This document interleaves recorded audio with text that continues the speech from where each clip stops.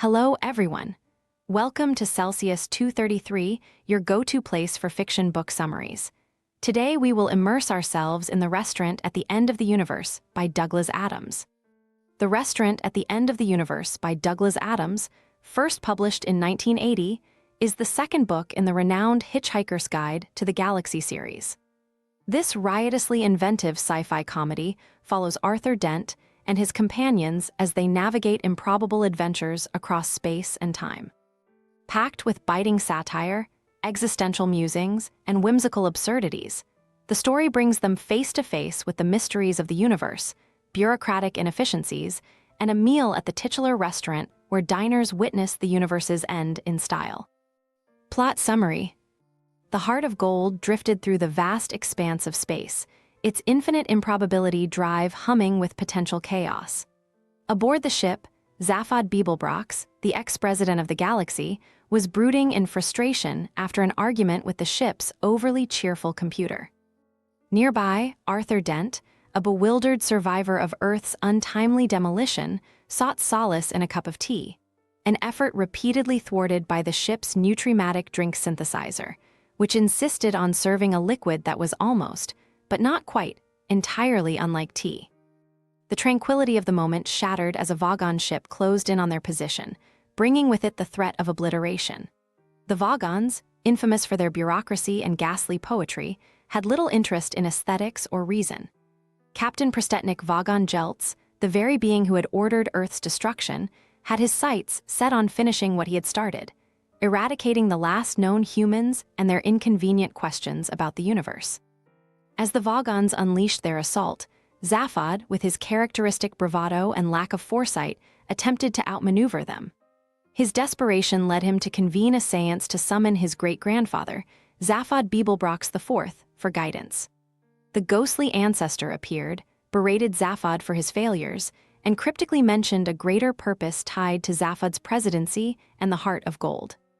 Before vanishing, he manipulated the ship's improbability drive, propelling them to safety, or at least somewhere else entirely. When the smoke cleared, Zaphod found himself inexplicably transported to Ursa Minor Beta, the headquarters of the Hitchhiker's Guide to the Galaxy. The glittering towers housed the ultimate source of galactic knowledge, though Zaphod's arrival was far from celebratory. His instincts led him to the offices of Zarniwoop, a shadowy figure rumored to hold answers about the man, or being, who controlled the universe. Despite the receptionist's insistence that Zarniwoop was both on an intergalactic cruise and in his office, Zaphod pursued his quest, trailed reluctantly by Marvin, the perpetually depressed robot. Back aboard the Heart of Gold, Ford Prefect and Trillian discovered that Zaphod had vanished.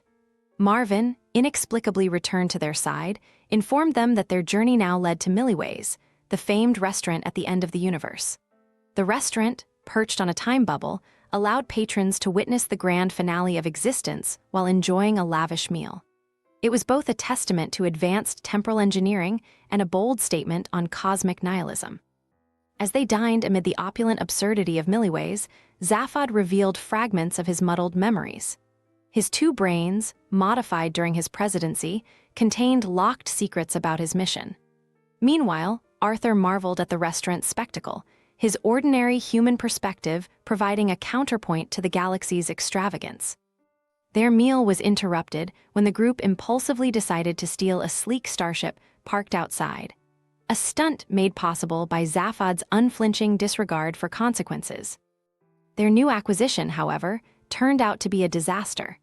The ship was programmed on a collision course with a sun as part of a promotional stunt by its builders.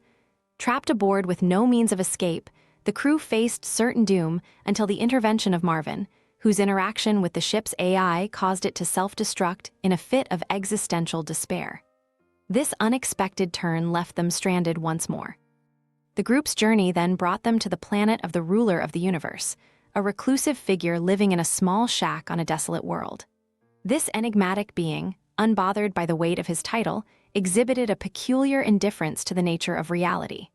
His philosophical musings, delivered with calm detachment, left Zaphod flummoxed. Was this truly the being pulling the strings of galactic existence, or just another cog in the cosmic absurdity?